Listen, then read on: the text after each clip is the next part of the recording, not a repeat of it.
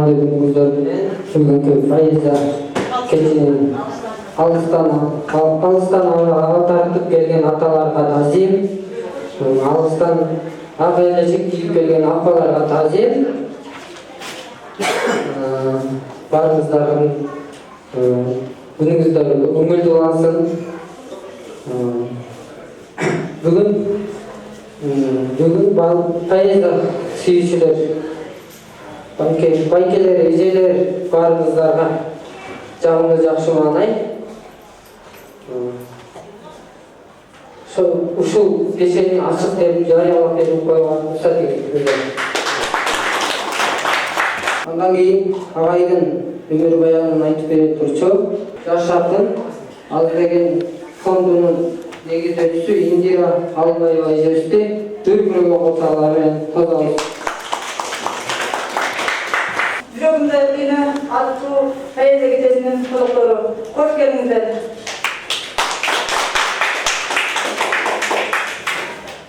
Жүрөгүмдө үйүнө Берказы Исабеков.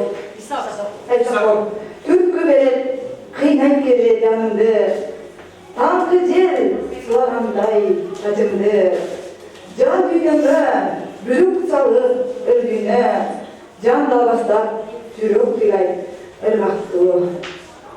Жалгыз жүрөм, сагынамын ардайым, жазды күтөм, акар чууда эң сүйөмдү. Төр мезгилде бир келүүчү жазайы, таалайыма өрдүнөмдү береби.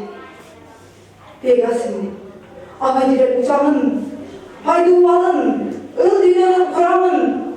Жазайымдан, Аллахтан мен суранам, себелесин поэзия сырларын.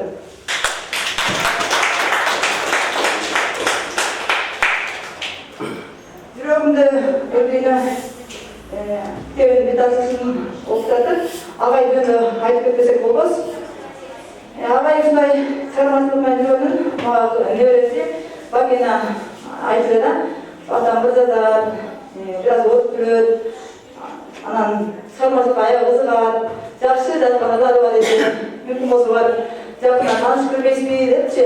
Анан мен өзүм дагы эл ичиндеги талантты бааланбаган, талантты батталбаган, актёрбу, ырчыбы, акынбы, кайсы тармактын ээси болсо дагы ошолор менен пикир алышып сүйлөшкүм келет. Ушундай максатта бир азбек ой деп фонд уюм бирикме түзөбүз да, анан ошо багым келди. Себеби дегенде оюнун кадырын оюгандан билет дейт. Мен башымдан оор өткөн, мен башымдан дагы көптөгөн сыноолор өткөн, көптөгөн кыйынчылыктар өткөн. Ошол себептен поэзияга бардым агайгачы.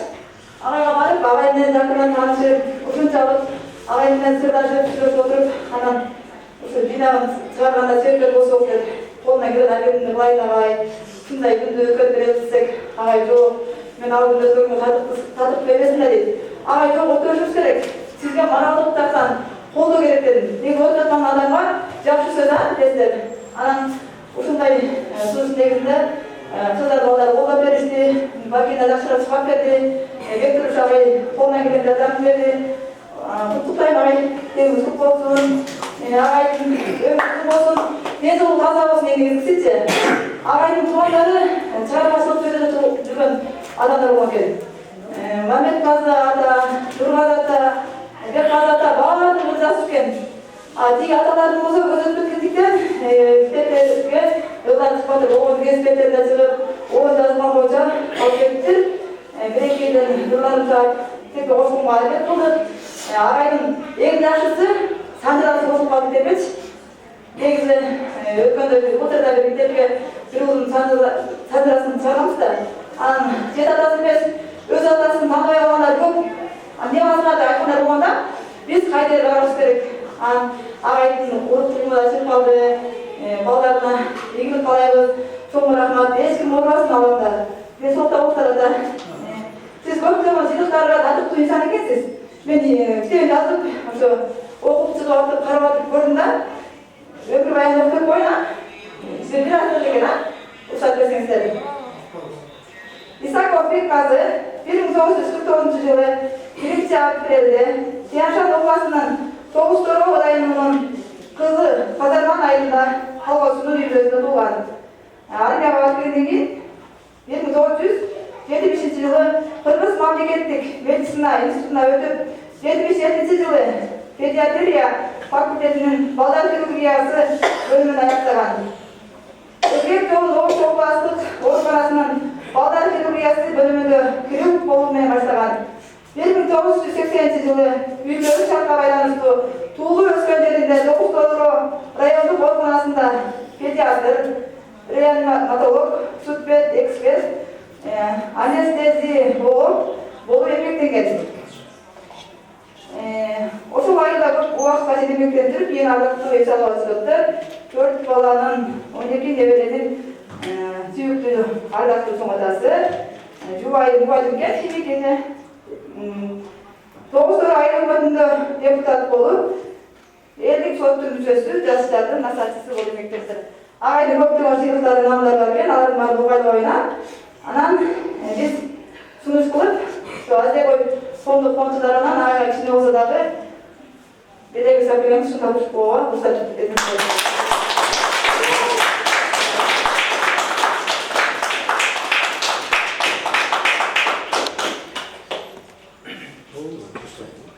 Köp yıllık emeği üçün cana fonduk işleri aktif olsan üçün İsapokçu Kazada azde koy fonduk uyumunun söz bölgesine sıralandı.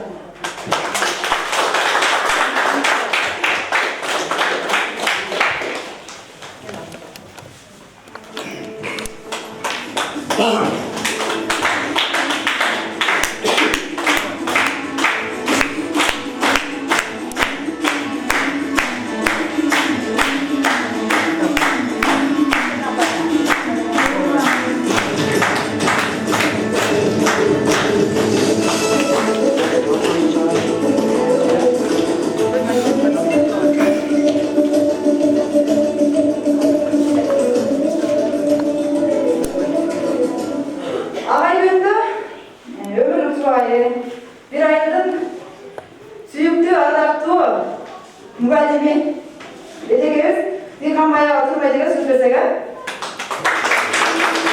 Tumanlar işte şunday çoğun saltanat bolup depken oynap oturun, azı gelip alıp şunday toplumdan ortamız çocuğunda kitap degendi biz can duyumlarımız menen sıylap, sezip, okup bilgen üçün şunlara jaga jetip oturabız. Bizge şul kitap okuğa, videoyu ata-enеңizге birinчиден tazim etip, uşular bizi aldığa sürüp, uşul dengelge jettirgen üçün көз өтүп кетсе дагы ата-апаларыбызга биринчиден ыраазычылыгыбызды билдиребиз жана таазим этебиз. Ал эми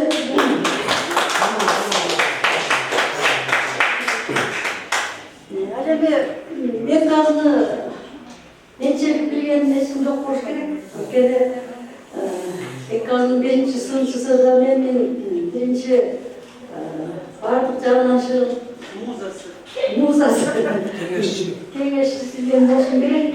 Анан эми кичине кененирээк сүйлөөгө уруксат берсеңиздер, мен бекказ жөнүндө өзүнүн өмүр баянына караганда дагы мен көп нерсени толуктап айтып берем. Себеби анын ыр жазуудагы ыкмалары, секреттери көп да, ошолордун бир тарабын мен ачып берип коюшум мүмкүн.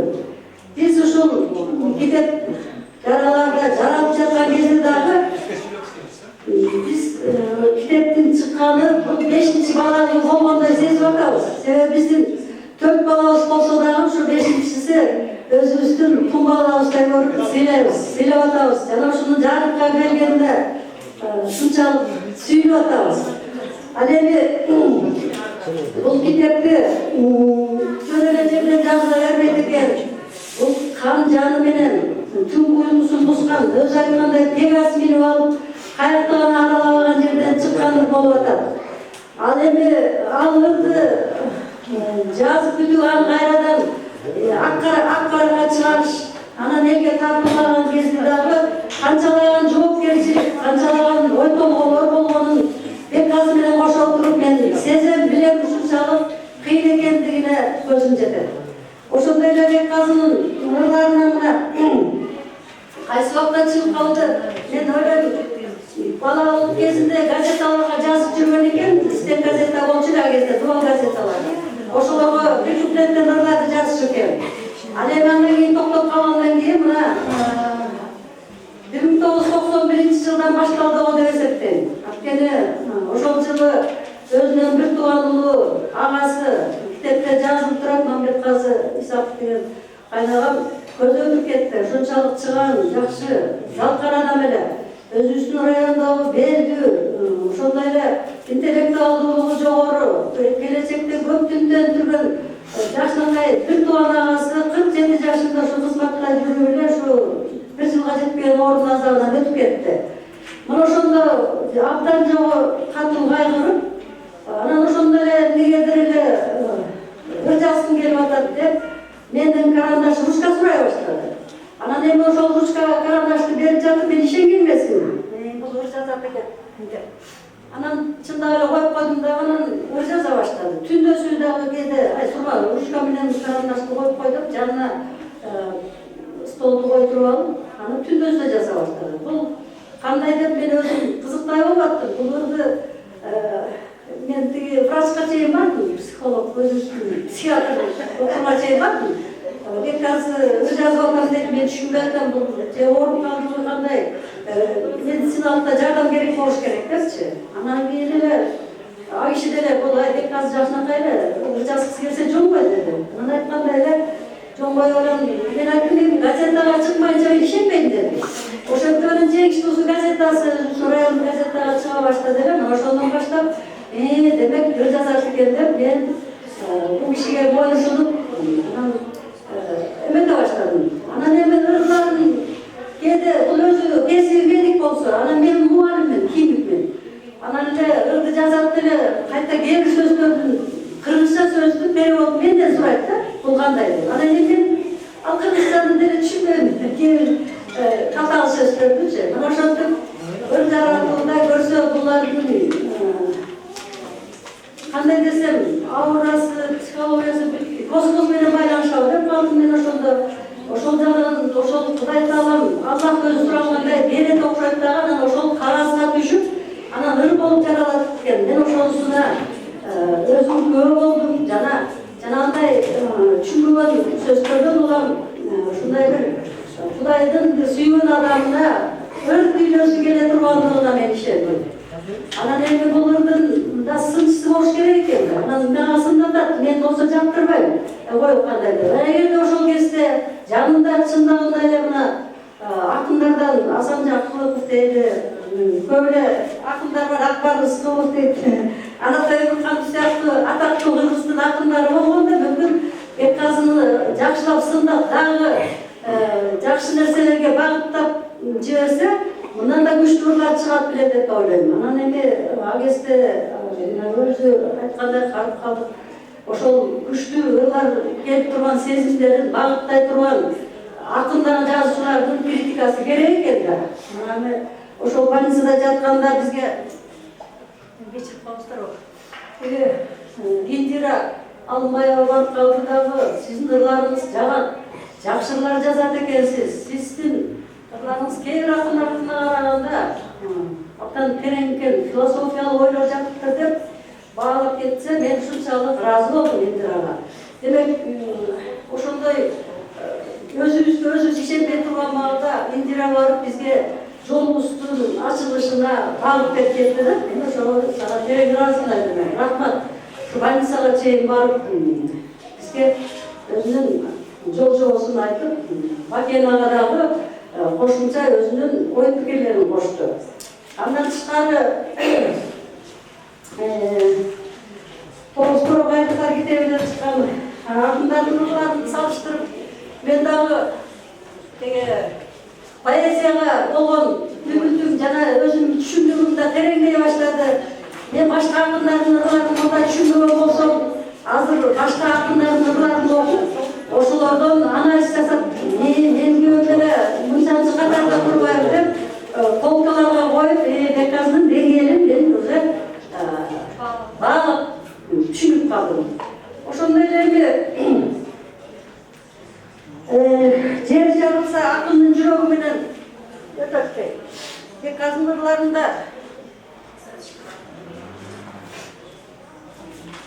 Bekazınlarında yer yüzünde bolup жатқан окуялар, өзүбүздүн Кыргызстанда болуп жаткан окуялар, ошондой эле өзүбүздүн кичинекей айылыбызда, өзүнүн басып өткөн кичинекей балалык өткөн көчөсү, жайлоолордогу окуялары ушундай көз алдына тартылып, кайра ошолордун баардыгын тең ырларына чагылдырганын сиздер көрүп жатасыздар. Бул жерде бек азыр патриоттук темада жазгандагы биринчи орунга коем. Анткени эл жерин баалабаган акын болбосо керек. Элин жерин сүйүп, ошолорго арнаган ырларын сиздер китептен окуп түшүнөсүздөр. Андан кийин бек азынын сүйүү темасыны кайрыла турган болсок, бек азы мындай мүнөзү жоош, андан кийин түнтүрөк көрүнөт десем, жазган ырларына карасам, мунун сүйүү темасы укмуштай чалкыган океан экен. Бир эле мени сүйгөн экен десем, Абышкандын сүйүүсү дагы эле көп экен. Китепти карасаңыздар, мага айтпаган сүйүүлөрү көп экен. Чындыгында сүйүү кандай адамга келет дейсиздер? Сүйүү Кудайдын сүйгөн пендесине берилет. Бул это Божий дар деп айткандай эле, адам баласы башына бир келген ушул сүйүүнү башынан өткөрмөйүнчө болбой кош керек. Мына тек азыр сүйүп да көргөн, анан күйүп да көргөн, күйгөндө да арнаган ыры бар.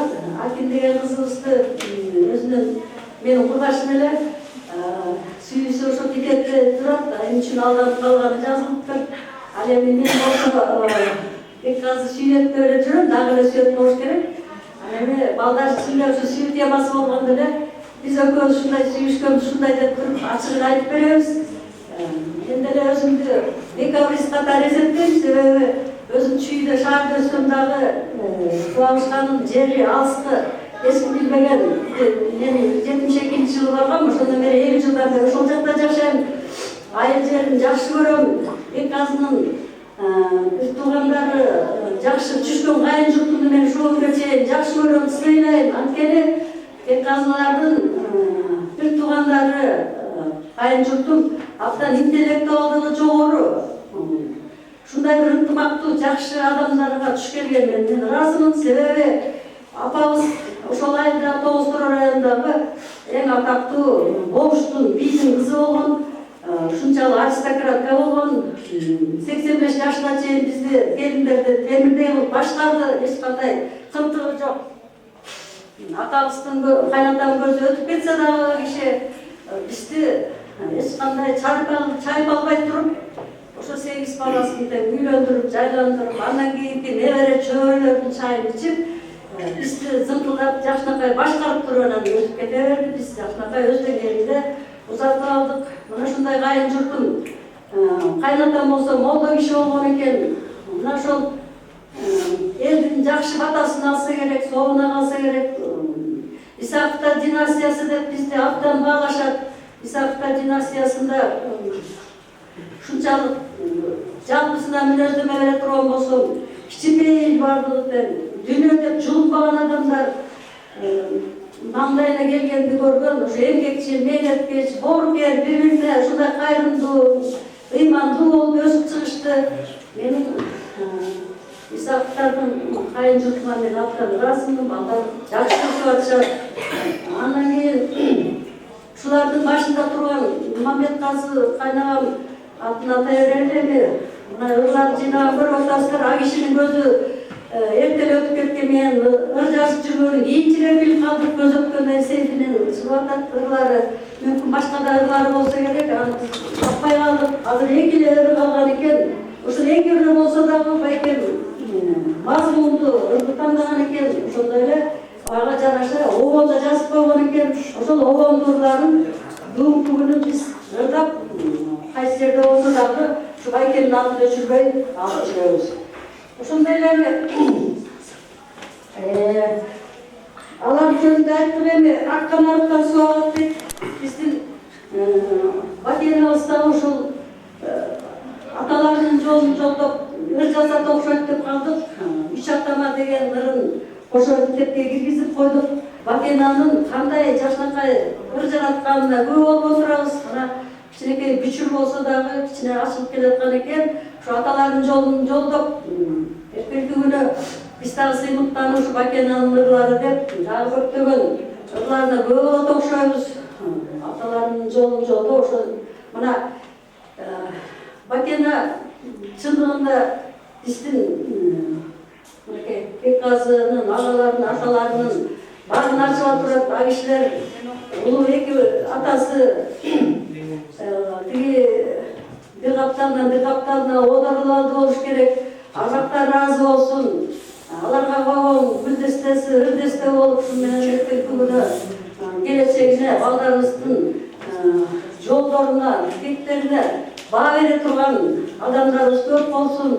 Бул китеп чындыгында биз 9 району мына Кыргызстандын булуң бурчунан келип отурасыздар. Сиздер үчүн дагы, биз үчүн дагы тарыхый окуя болуп атат. Китеп аркабызда кала турган чоң эстелик болот экен. Китепти сүйөлү, китепти окуйлу, ырларды жасалы, поэзия новеллаларды жасалы. Китепти көп окуйлу, мен өзүм дагы китепканага күнгө чейин окуйм. Китепти сүйгүлө, анан эми ошо китепти басмакка жагынан чыгарып берген агабыз сиз го деди. Сизге рахмат, терең ыраазыбыз. Ушунчалык көп эмгектерди сиңирип бизге. Анан бул китепканада бизге ушундай шарт түзүп уюштуруп берген китепкананын ээсине, директоруна, иштеген коллективине дагы терең ыраазычылык билдиребиз. Бизге окшогон адамдарга сиздер көп болуп, окуучуларыңыздар көп болуп, Турусбеков атындагы китепкананын атагы алыска кетип, кыргыз эли сыймыктанган китепканаларда болсун. Алдыңкы сөздү Заман Адаби музыкалык бермесинин негиздөөчүсү Бектур Соломон агай, төрайымы Тамара Дыралиева эжелерге беребиз. Агайга чоң рахмат, ушу биз сунуш кылып, андарын молодец агай, китеп болуп чыгарсак болсудай деп барып сунуш кылса агай карап, көздөрүн эле жакшы кетпеген айтып, чыгып башына себепкер болду. Агайга чоң рахмат. Агай келип калыңыздар.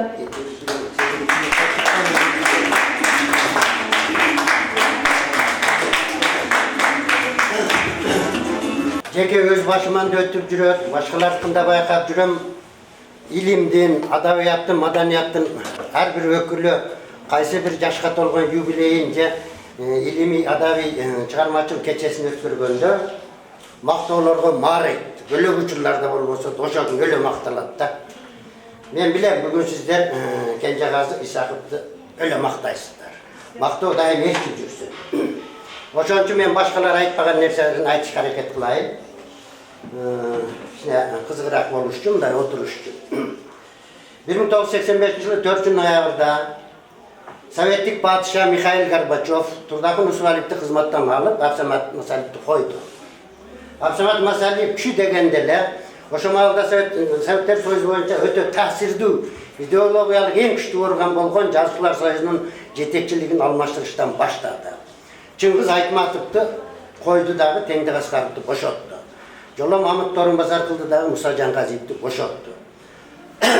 Ошондо 6 секретары болду. Айтматовдун жана сиздер угуп жүргөн Кыргыз жери деген Аппазындырынын текстинин автору өтө чечен жакшы акын Түмөнбай Байзаков анекдот чыгарды. Агропром деп Жазуучулар союзу. Туура чыгарды чет элдин баары күлдү. Себеби Чыңгыз Айтматов айыл институтун бүтүргөн зоотехник.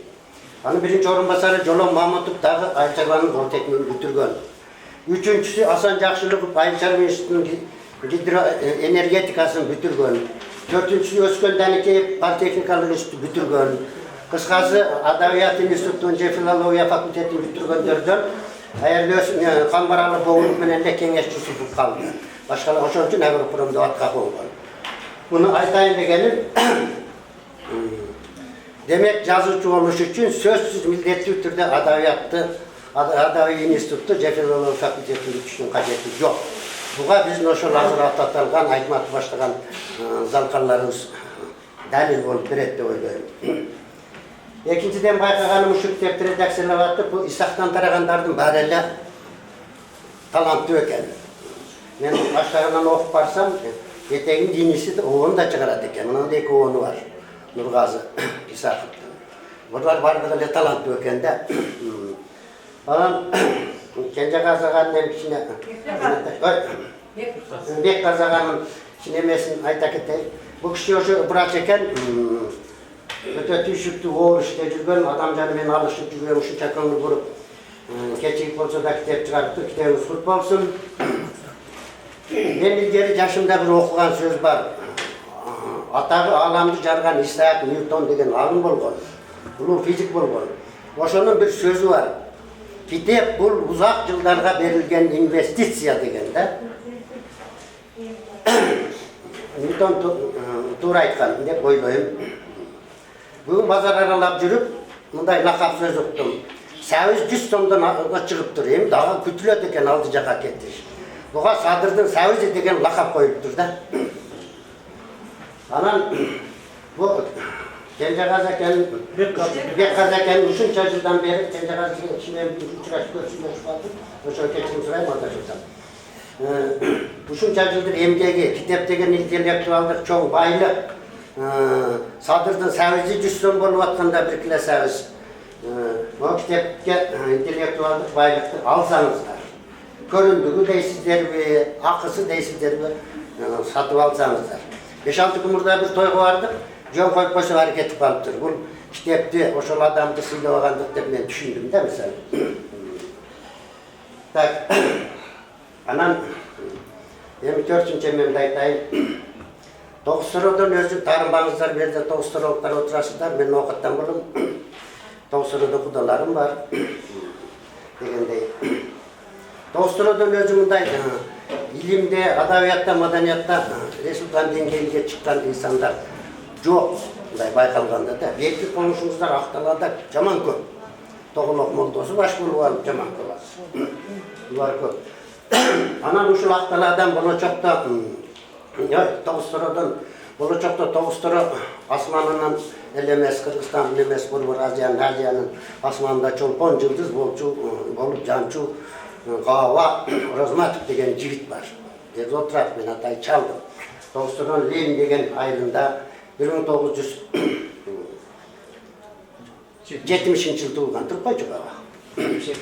70 yıl tuğulgan.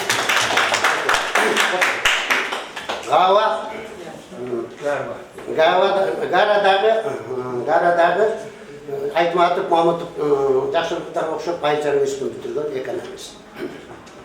Анан ошол өз экономист Айчарланы бүтүрсө дагы içki dünyası, can dünyası bulup adabiyatқа aralashıp жүрген kişi negizden kara söz yazar.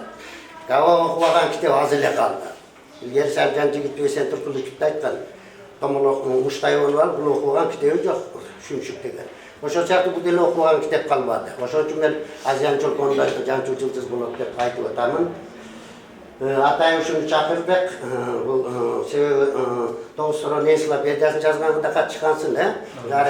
Anan Gara degen ısımdı birinci kuvatkan darısızlar. Gara degen ısımdı. Bu bizim zamanға çeyinki 4000. yıldıkta bizim zamanda hep İsus Kristus tuğulgandan beri aytабыз.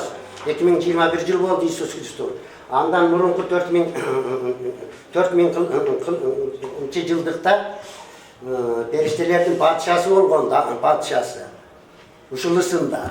Ana bu ısımdı baldarınızga neverilerinizlerge koysanız bolup. Kırgızstanda жалгыз ısım dep aytып atam da men. Azır men көп ıldıray örбөй azırak süyleyim dagı sözdü Gara vereyim. Gavaga.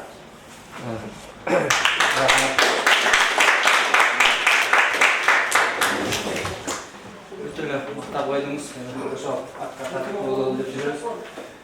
Урматтуу адабият сүйүүчүлөр, урматтуу поэзия сүйүүчүлөр, урматтуу жерлештер, ушул Бекказы агам менен мен ушу бир өрөөнүн суусун ичип, бир өрөөнүн нанын жеп чогуу болуп калганыма сыймыктанам.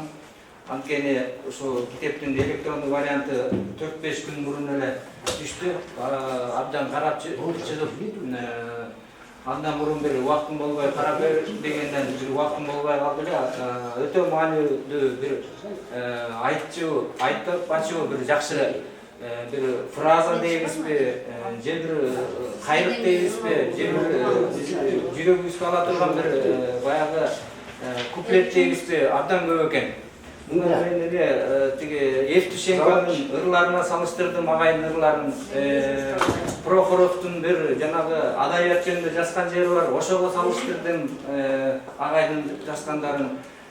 Бул тиги Илгеле Пушкинде, Онегинде Татьянаны биз эми тарыхта Союздун системасы башкача болуптур. Союздун архивтерин Томскуда катышып отуруп башкача жазылган экен. Ошол эле жанагы Онегинде жанагы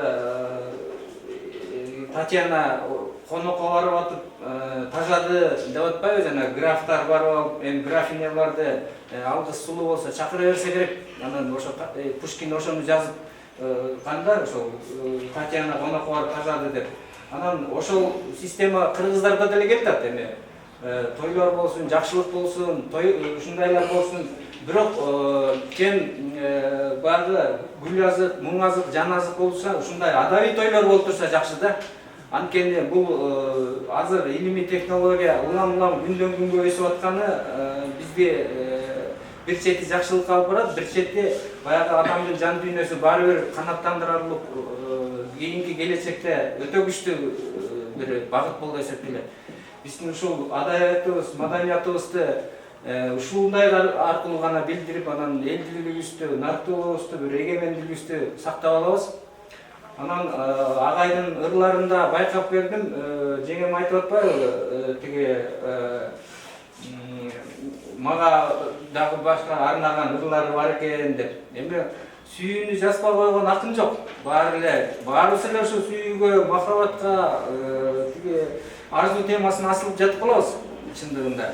Ырларыбыз көбүрөөк болсун, бир сенсационный болсун деп эле ошол жака асылып эле жатып калабыз. Бирок агай ошого бир канаттуу айрылганда бир түрмөктүү караш болбойт экен бул агайдын ырларын. Бир көп варианттуу каралганда жанагы грек философу жазганы бар. Муну Түгөлбай Казаков жанагылар бир кыйтып айтып жүрөт. Сүйүү эки гана жол менен келет. Бирөө азабыңа, бирөө жыргалыңа деп. Агай ошо сүйүүнүн азабын айтып келатып, кайра жыргалын козгоп, кайра ошол сүйүүнү электен өткөрүп туруп акырын бир кыйыр түрүндө берип койгонда, муну тиги дүйнөлүк адабиятта жанагы терминин унутуп калдым. Азиан тилинде латик деп айтылат, анан орусча Европада кандай айтылат эле, мен азыр унутуп калдым. Жакшы бир темаларды козгогон. Анан дагы жакшы козгоюн деп баратып токтоп калыптыр. Жеңе сиз аябай коркутуп убагында катуураак кармап койсоңуз болуп коюптур, катуураак кармап коюп турсуз да. Жол болгондо агай ошо кесибин таштап, ошо адабият жанрына кетсе, баарыбызга эле бир балк деп түшүп бермек экен. Баягы кеч баштап калганы болуптур. Анан эми менен кур келбей агайдын эле ырынан агайга арнап койсок жазсам деле болот эле, бирок агайдын ырынан эле окуп берейин. Бул баягы өзүмдү өзүм кээде мактап келем, бир 2-3 кайталаганда жаттап алса элем, бул жеңил ырларга кирбейт экен. Агайдыкын бир 3 саат, 4 саат аракеттендим. Бөлмөмдөн баарын кубалайып өзүм жаттап алсам деп. Бирок баары бир кайрыктар, баары бир баягы булар Союздун баягы эски кишилер да. Такыр жаттай албай койдум. Анткени жаттай албай койгонун да себеби бар, ошо жеңил сөздөргө азырылбаганы, баягы адабий мурунку муң сөздөргө асылганы, агайдын ошон үчүн жаттай албай койдум деп билдим. Эми окуп берейин.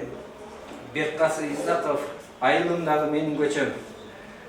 Көп жыл болду айылдан кеткениме, кат жазам ыр менен бир өзүңө, көркөмдөп жазсам дагы татыбайт го, көчөмдө чаңды ойноп күн ойногон күндөрүмө. Ал күндөрдү унута албайм, дайым эстейм, баяу мүнөз балалыктын сересинде, азгырылып кайра барсам кылчайып, бактылуу балалыгым канаар беле. Ошол көчөм эң көзүк боз көрүнчү, бак теректер кара жыгач көрүп берип, ойно желек селкинчектеп кумарланып, бакты күндө көлөкөлөп кезектешип.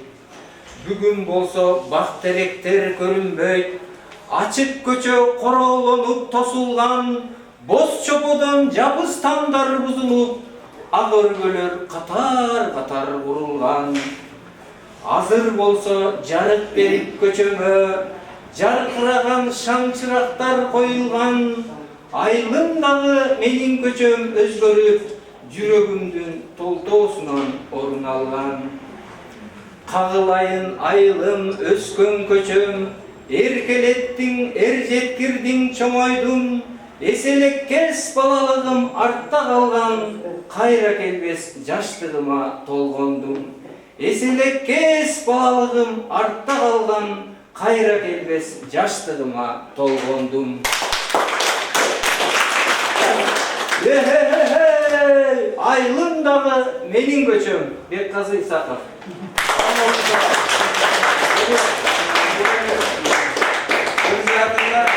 Мындан ары дагы канатыңыз кайрылбасын аба.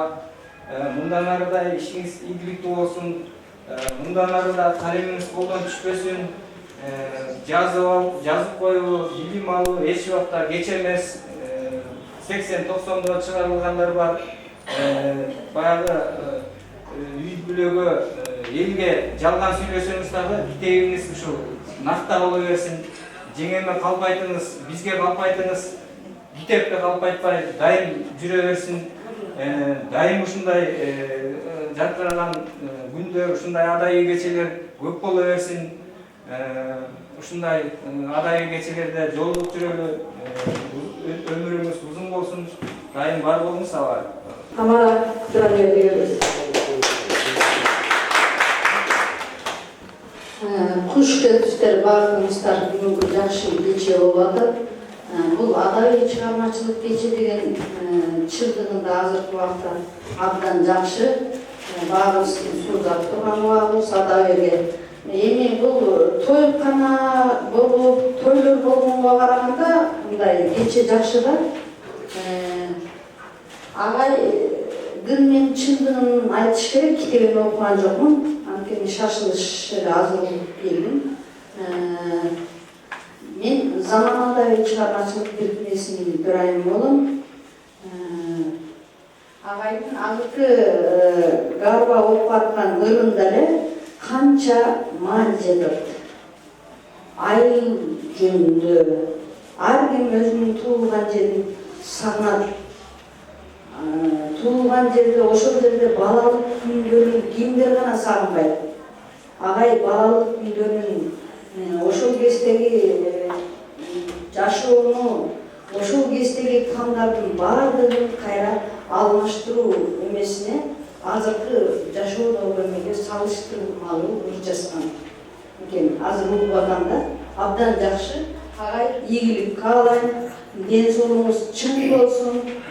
Байырчемизди ушундай сүйүп, ардактап, ээрчип, түгөйлүү болуп жүрөңүздөр. Балдардын чайын ичип, бактылуу экенсиздер. Мына Татнакай балдар тарбиялап койдуңуздар. Жашынакай мугалимди сүйүп алыптырсыз сиз дагы. Абдан жакшы. Бул жетишкен ийгиликтердин бири. Анан мына кызы аркасынан келет атат. Кудай кааласа эми kız менен дагы далай иштешип калабыз мүмкүн. Чыгармачылык жолдордо.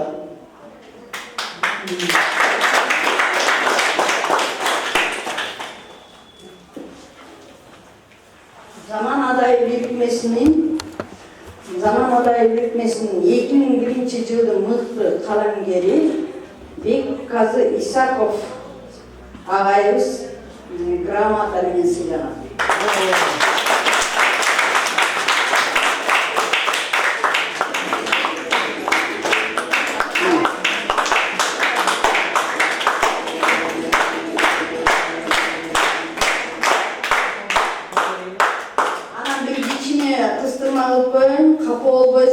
Эмне үчүн бирөөнүн кечеси өтүп атса, бирөөгө берип койду депчи.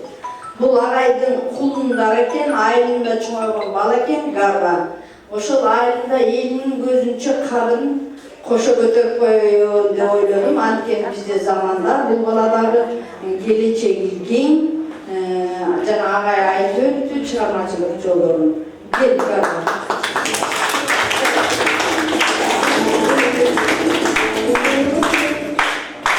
Zamanada birikmesinin 2001 жылдың мықты қаламгері Гарба Орозматов алтын қалем сыйлығымен сыйланады.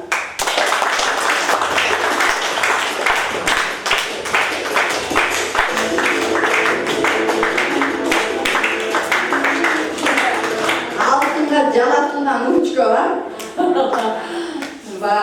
Коньяктер қойып тай бердім, уй бердім, бей бердім, дей бердім. Асырандай ошол алтын калем ручкаң дайыма эргүү жаратып турсун.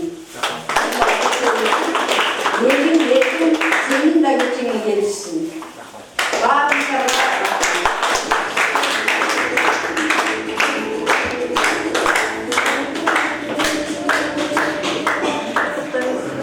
Азыр Нурмаз Исаков агайдын өкүнүчтөрүн Юнусов Ромбек агай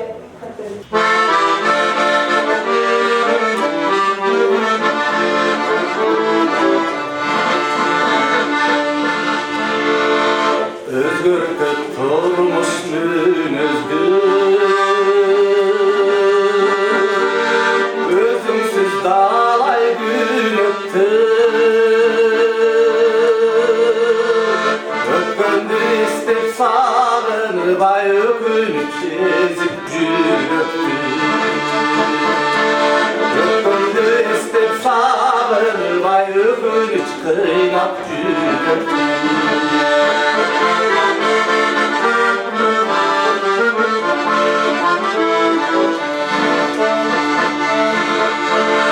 Aytılan sözdün etkinin akılga salmay hiçbiri Aldında özüm bürüntü bayandan son sezdim geçtiği Aldında özüm bürüntü bayandan son bildim geçtiği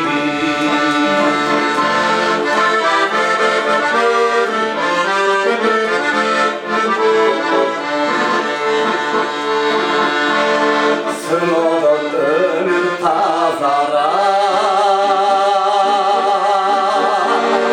Sınadan gönül caşara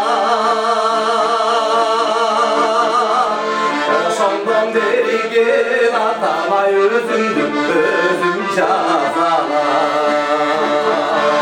Öptüm yoktu gel atamay özümdüm özüm cazala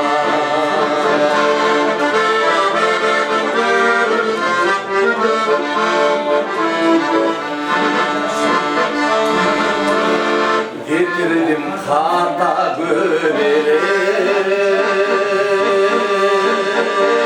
Oylum boy yürüdüm elmegi Öpütte kalgan yaştırmay karaldım senden kembeli Öpütte kalgan yaştırmay karaldım senden kembeli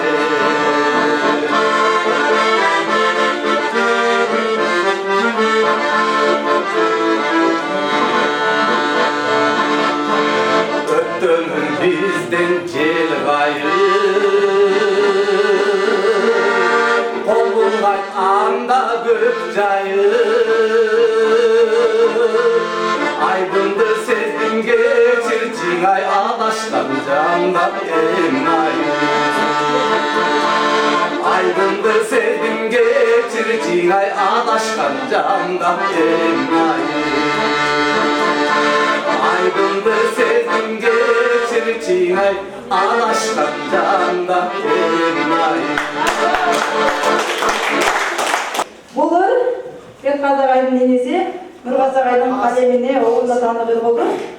Азыр алтын сый атыш белгисинин ээси Ак-Деңиз адабий музыкалык бирикмесинин мүчөсү Жайдар Иманов айдеке агайдын жылдык булагаттууларын көркөмөк берди.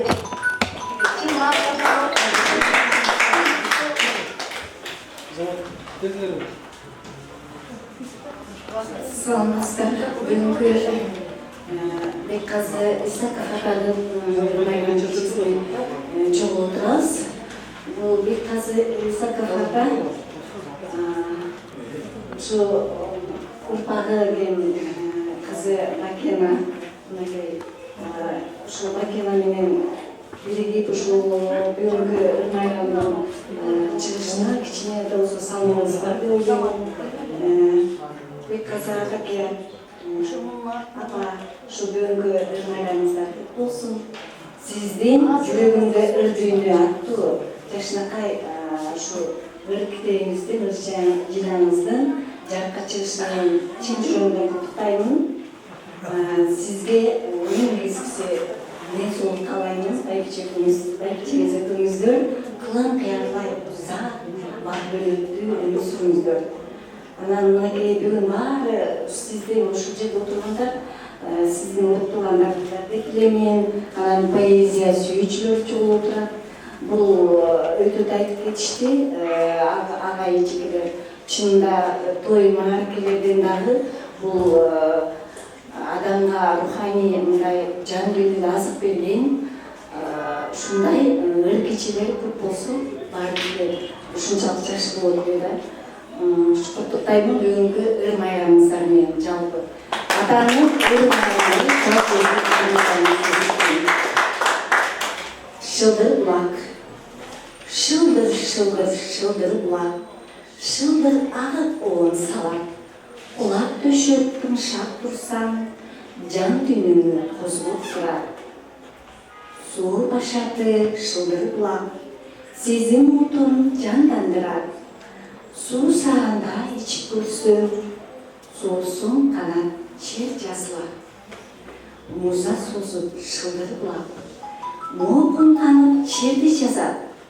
Шылдыр агып дайра болуп, шыңгыр үнү жааданат. Таштан ташка орун ушуп, азга зоодон агып турат. Тазалыгы мына ушунда, аяламга кызмат кылат. Ой санасыз шылдыр булак океанга барып коят.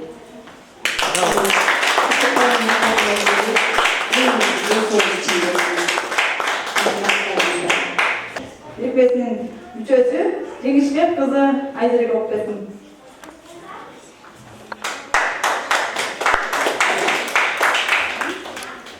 Исаков Бекказы жүрөгүм согот кыргыз деп.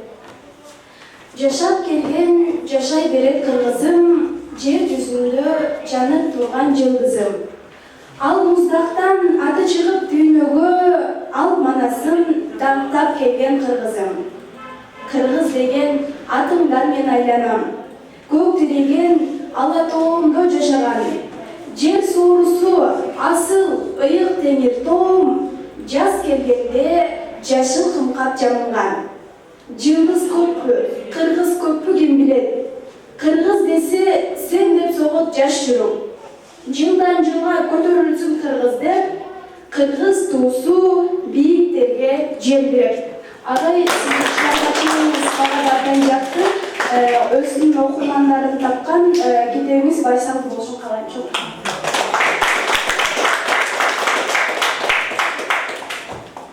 Азыркы кезде сіздерге жагымдуу маанай тартуулоо максатында жеке номерге чыгабыз. Бул эжекелер элдик таланттар, дайыма тойлордо жүргөн, коомдук иштерге активдүү катышып жүргөн, аздек ой бирикмеси менен дайыма бирге иш алып барган. Аралдан чыккан 6 кыз аттуу талаштын тобунун кыздары, бул эжелер апалары 6 кыз болчу, бүгүн жеке келиптир. Келиңиздер. Сиздин оолдууларыңыз болсо аралдын 6 кызы деген бар, бүт туугандар жазып коебуз агай, өз сасыңызды алып чыкканга аракет кылабыз. Азыр улуу мундагылардан Досмамбетованын Билгин жигит деген ыры менен жооп калалы.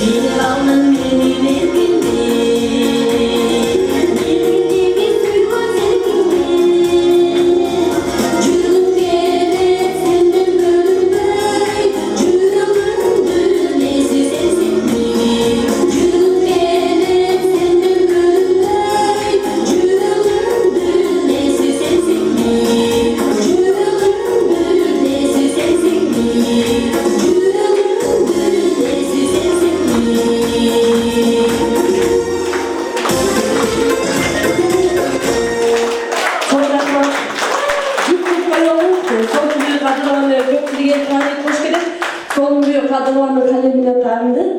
Kaybedelim деген менен жооп берилди.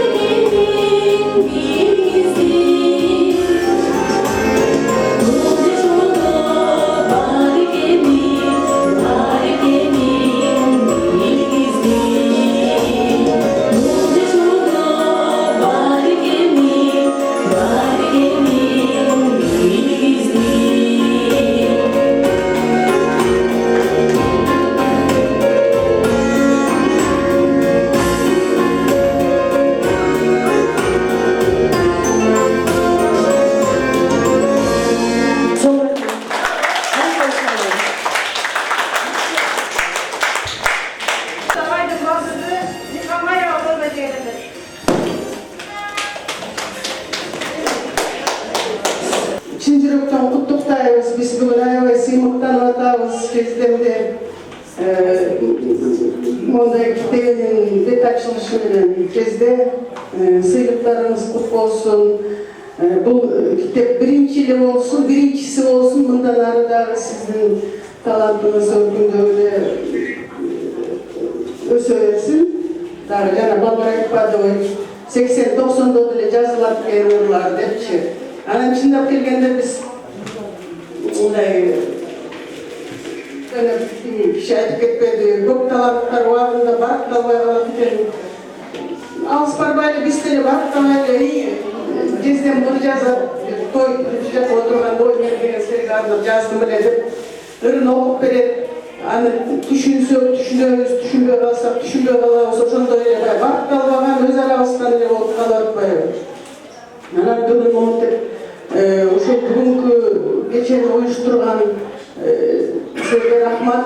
Ушундай жакшынакай кылып чындап келгенде баягы ар бир талантты монтип ачып элге көрсөтпөсө биз түшүнбөй деле калат экенбиз. Анан эми жездемди мен мына 10 жашыман баштап тааныйм. Негизи мени кыргыз кылган жездемдин үлгүсү болуш керек. Анткени жана айтып атпайсың, Мамбетказы, Нургазы деген кудаларыбыз. Кайсы жерде биз отуруп калсак, жана азыр ошо той эле мындай ыр кече болсо депчи конокой барганда сөзсүз ал үйдө деген комуз чертилет, ал үйдө деген ырдалат. Исаковдардын үй бүлөсүндө кайсы үйгө барбасаң ошондой үйдүн ичинде эле ошондой кечелерди көрчүбүз да. Жана Мамбет Казы деген кудабыз кандай өзүнүн ырларын окуп жүрчү, ырдап да жиберчү, мандолинасы бар үйүндө, комузу бар, анан жанагы домбура менен дагы эметип калчу. Ушундай жана мен мактай турган сөздүн баардыгын эжем уже айтып койду. Анан ошо бүгүн могу китеп чыгып, ичине жанагы ошо жездемдин ырларынан башка дагы бир туугандарынын ырын кымтып кеткенине аябай сүйүнүчтүү болуп атам. Анткени ошол эки кишини дагы мен көрүп калдым. Анан дагы бир айта турган нерсе, ырды бир орус жаш эле жаңы чыгып аткан жаш кыз поэтасы айткан экен: если бы вы знали, из какого ссора возникают стихи, депчи. Ал ырды деген мынау ааламдан ошо сөздөрдү таап, ошо сөздөргө үндү айкалыштырып, анан кийин ошо ырды жазган. Бул ар бир адамга бериле бербейт экен да. Анан ушу жездем бир жараткандын жакшы көргөн кишиси ошо түнкүсүн уктатпай жанагы ыры жаздырып неметкенине дагы бул деле бир жакшы нерсе болуш керек. Ар бир адамга андай талант берилбейт экен. Ошо жезде дагы бир жолу айтам, бүгүнкү күндө жездем кичине ооруп турган кези жакшы болуп кетиңиз. Мына эми стимул бар. Биринчи том, экинчи том болуп эле ырларыңыз чыга берсин.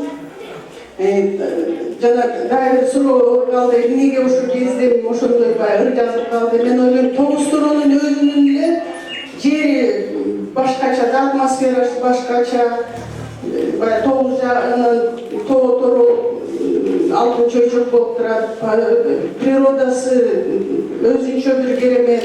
Андай жерде элдер адам өзү эле мындай ырдагысы келип, ыр жазгысы келет болуш керек. Бирок ошонун арасына жездем мына могу бүгүн китебин окуп отурабыз. Дайыр жолу куттуктайм жезде, ден соолукта болуңуз.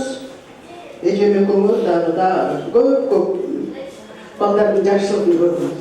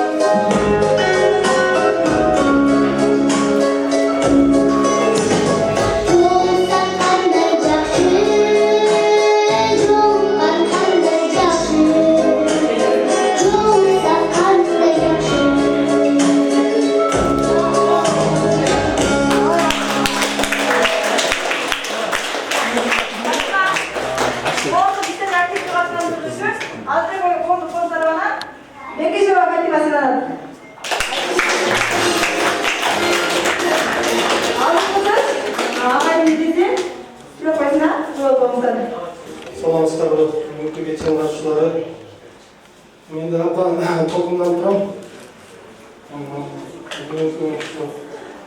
Men Aykemin en güçlüsü o. Kurtuğanların. Halkında ayetli olursa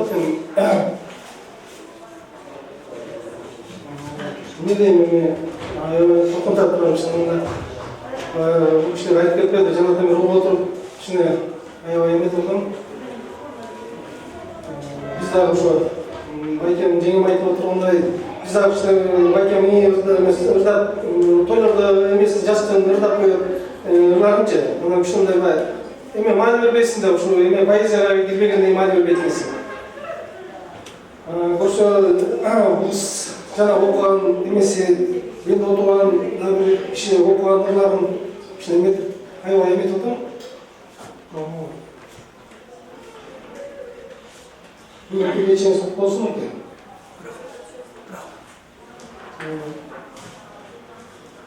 Ben bu katlamayı krep pis. Ne soğuk ne soğuk.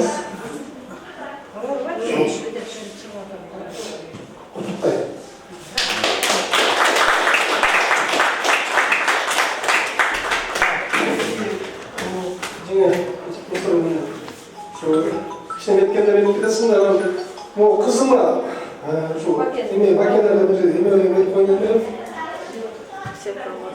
Şu makine kızını götürüp çıktı şunu. Şu an kadar. Ondan olsun. Atası bayısa da yapmadı. Bak şu yılların gruplarına mani verip onu şunu götürüp çıktı da. Makineler bakmadı. Ömrü o.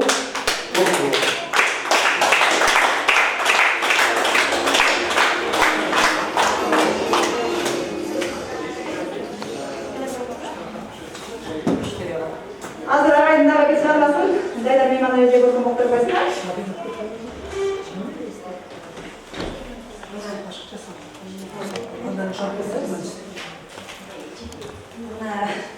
Bakayım ben çağırdılar. Müşteriler oturayım. Sebebi şu biraz mayardı. Onu erkekten yüreğinde ölümlülükten jaralışına içindinde makinenin salımı, makinenin emeği zor barıştırız. Makinenin öz baktıсын takkan tura, kapkalmışar vurup salgan tura, köprü salıp ıntımaka çakırıp, baklar apıkkıdın takkan tura. Makinenin o çoğunlar hiç uçpösün, örgü ıntımaktın otucanın. Orta narsteler oyun kurup, baktınaga ümülçelim daimacı. Baktılığı kelin bolun baken dayım, erkesi bol, baktısı bol suyun jardın, eğilmeli bol, öz kızı bol kayıncukka, baktığında sıyılmakta, sen tatlıdın. Adamın ilişkileri öğrenmez. Hurmatlı bugünkü gecenin profesörü Barışlara Deregarası kutlarız. Özgürce Azdeğol Konuk Hükümetin Yapı Cemaatına, Zamanada bir Hükümetin Yapı Cemaatına Deregarası kutlarız. Şu pandemiyalık ağırlığa Arabistan gelip ağaydı tutup, yapıştırını aytıp Haydir arabaya getirişti. Bugün ağaydı da bir tutup gelgen, apa var gelgen. Bayız kala var sıkıyor apa, Rusya geçiren Kremet tarafına kadar koysun.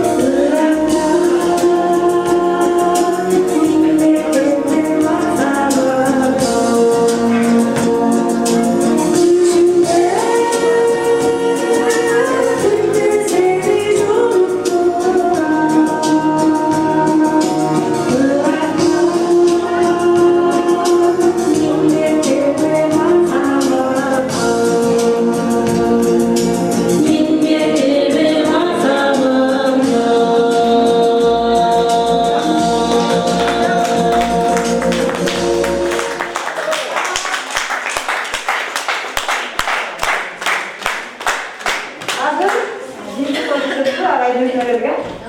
Себебі пандемиялық байланысты уақытында ізден жолы енді жарым сағаттай уақытта сырт өтімге кетіп қалсын екен да. Сырт өтімге кетіп қалды. Ағайға бүдірелейін. Бақыстарына.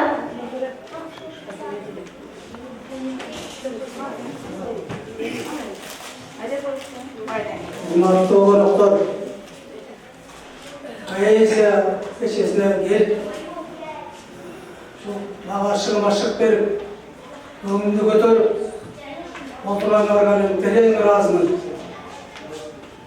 Өзгеше кешені ұйыштырған, кітепті бастырып шыққандарға, мұнан арыда бір алған игіліктерге жетішсін. Мұндан да жақсы кітептерді шығара берсін. Ерем Бакелге, Мирланға, мына Шүрекө ағайын шықпашты. Рахмат. Жалпы бір туғандарыма рахмат. Маға материальный поддержка болып еді. Дұқымды көтеріп, байке деп тегерек деп тұрышты. Разымын.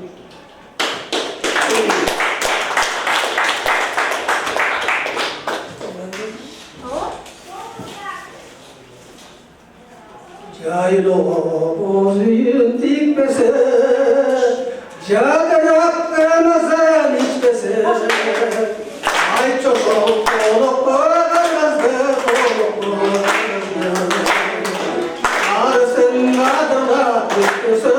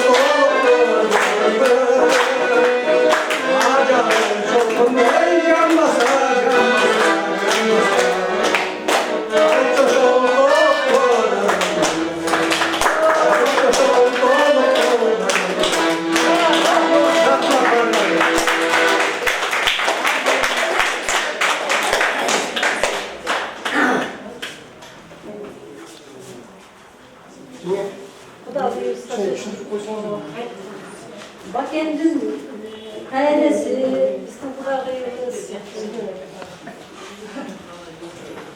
men negisi bu işte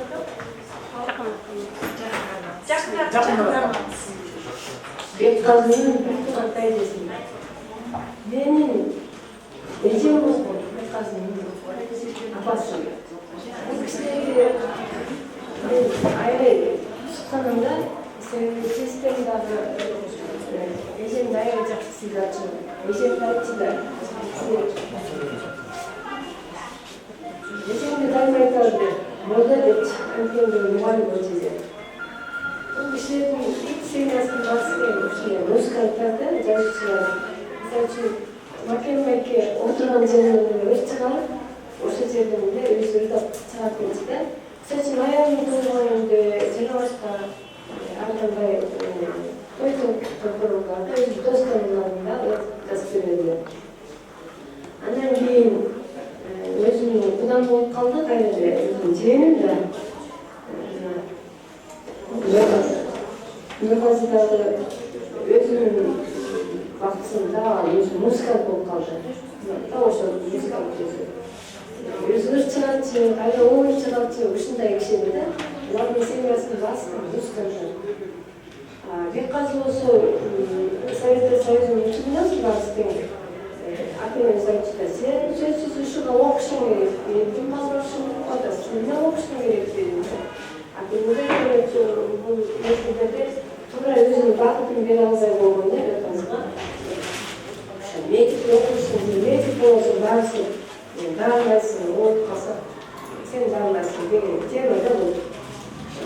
Бул балага деле ошол мезгилде өзүнүн чыгармачылыгы боюнча окуп бүтсө болмок.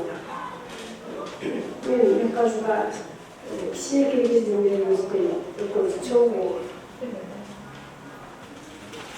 күндөрдү өткөрдүк, саада чоң өстүк, чоң жүрдүк, кандай сонун күндөрдү өткөрдүк.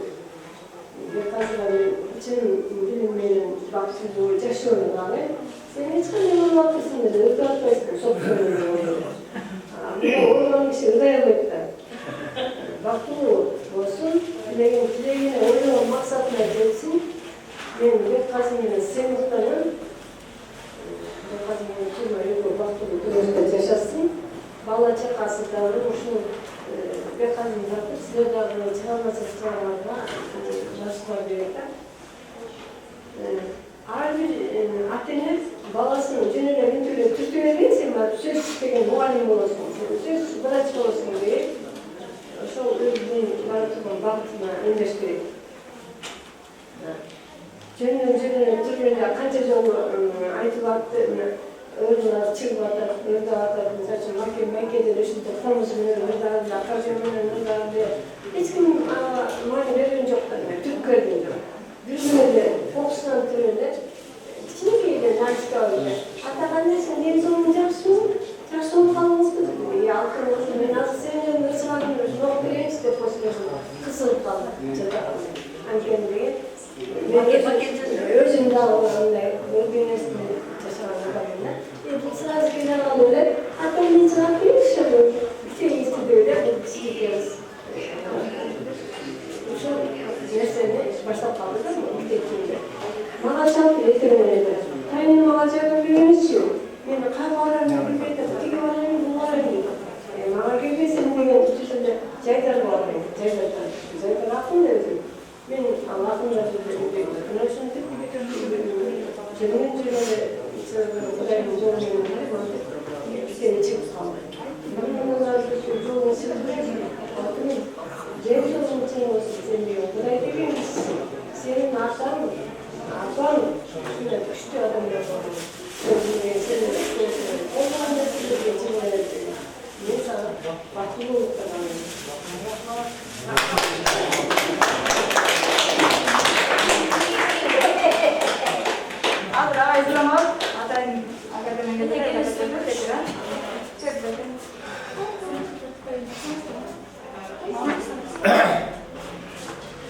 Ben daha şu öz üstüne oğunsuz Ahmet Beklenayev деген oğlanı ayıkını özettim.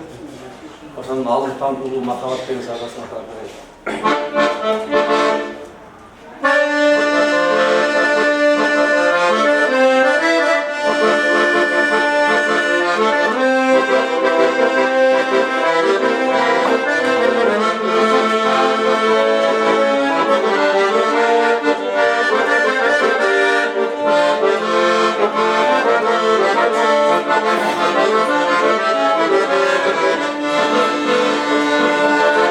Kursada